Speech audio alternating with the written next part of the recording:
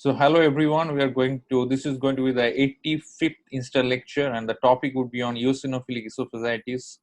And I'm going to discuss this topic in a short Microsoft PowerPoint presentation which I've made. I've shared the PowerPoint right now with you. So basically this is an very interesting topic. You have read about the other esophagitis, like you have read about the infectious esophagitis or infectious etiology. You have read about the esophagitis of reflux esophagitis. You have read about drug-induced or medication-induced esophagitis. You have read about corrosive esophagitis. And this session, this Insta lecture, we're going to learn about the eosinophilic esophagitis. And this is going to be the 85th Insta lecture.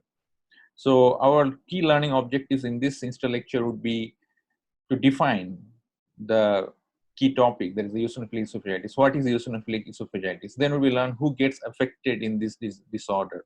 What are the association with other diseases? How does the patient's presence of eosinophilic esophagitis, and how is it diagnosed? What is the role of the biopsy in diagnosis of this disorder? So these are the key things which you're going to learn in this short session.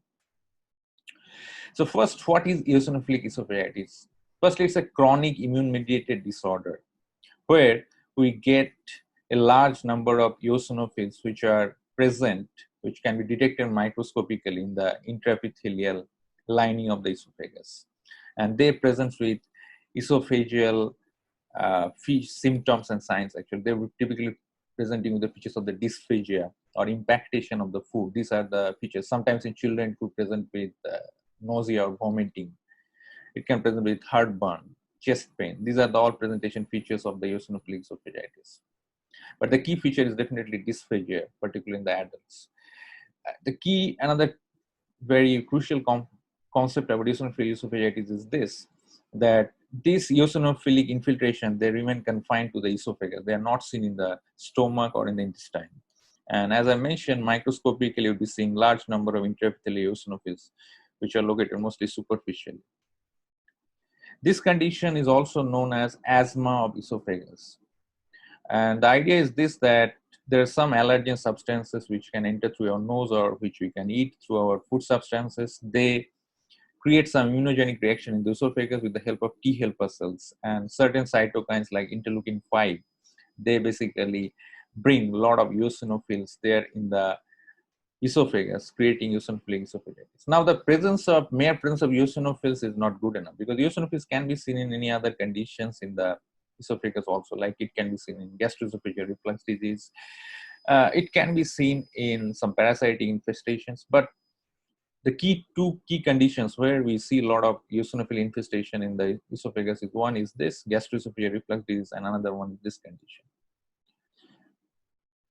Now, who gets primarily affected in eosinophilic esophagitis? This used to be a disorder in the children and young adults. Later, pathologists also found in the last 2 decades that a lot of cases, adult cases are also coming. Adults are also getting affected by this eosinophilic esophagitis. But principally, it is thought to be a disorder of children and young adults who is having some kind of history of allergic disorders. They can affect all ages, though, as I mentioned. They can affect all ethnicities. And right now, the incidence is profoundly increasing, probably due to our this was not known. This was not known, was not diagnosed much, because we had very limited knowledge about this disorder earlier. And it has been seen that this disease shows a kind of predilection for males. They are 3 times more common in the males compared to females.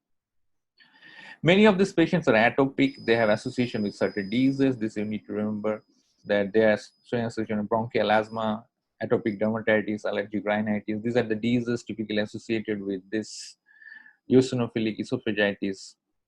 And obviously, many cases you can see the preponderance of the eosinophils on the peripheral blood of the patients, roughly half of the patients. Presentation, a key feature of presentation is that the patients complain that the solid foods are sticking in their esophagus or the food tube, and the foods get impacted. This is the typical presentation they present. In the children, they could present with vomiting and poor feeding also. And there could also be presentation with chest pain. So these are the key features with which eosinophilic esophagitis patients present. Coming to the diagnosis, the key is obviously starts with upper endoscopy. You need to see certain features are there, which I'm going to disclose, like there could be presence of some concentric rings or feline esophagus, they say, which I'm going to discuss on the next slide. But obviously, the diagnosis is confirmed right now with the help of the biopsies. And biopsy, there are certain criteria out there. Biopsy should look for at least 15 eosinophils in the high power field in the biopsy. You should locate them in the esophageal lining. That is the key feature. And obviously, how many biopsies should you take? Usually 2 to 3 biopsies at least should be taken from upper and lower esophagus. That if you do it and if you look at them, because this disease is sometimes described as a patchy disease, they're not seen in, not maybe involving the whole part of the esophagus. So you need to take multiple biopsies to reach to pinpoint the diagnosis. And obviously, another key feature is that eosinophilic inflammation should be absent from the stomach or the intestine,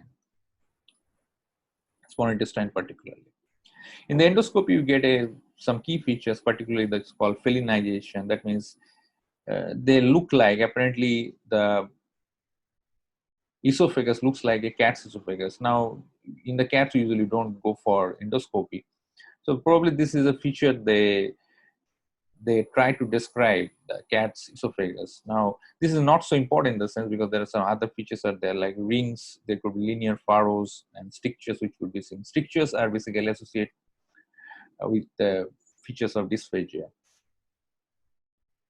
So what we learned in a nutshell, that eosinophilic esophagitis is a chronic immune-mediated disorder. It's an inflammation of the esophagus, and the inflammation is particularly mediated by a type of WBC, that is eosinophil. And they are usually seen in children and young adults. The patients usually have a history of some allergic disorder like bronchial asthma, allergic rhinitis, atopic disorders. Now they can affect all ages, all ethnicities.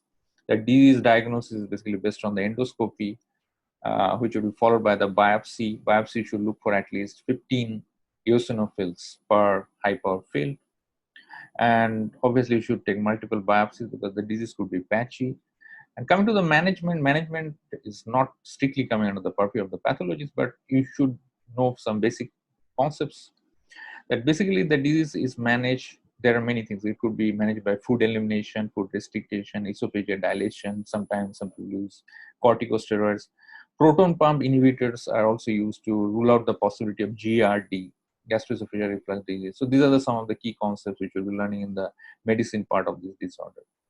But essentially, it's a chronic immunologically mediated esophageal inflammation. It comes in the presence with dysphagia as the key presentation. It's also known as asthma of the esophagus. And obviously, we need to do 2 things for the diagnosis: endoscopy followed by biopsy. And biopsy, you need to look for numerous eosinophils in the superficial epithelial layer. So these are the key features of the eosinophilic esophagitis in a nutshell. So thank you very much for attending this presentation, and I appreciate it a lot. If you have any other query, you can ask me any other questions related to this on the comment section. Thank you very much. I appreciate your presence.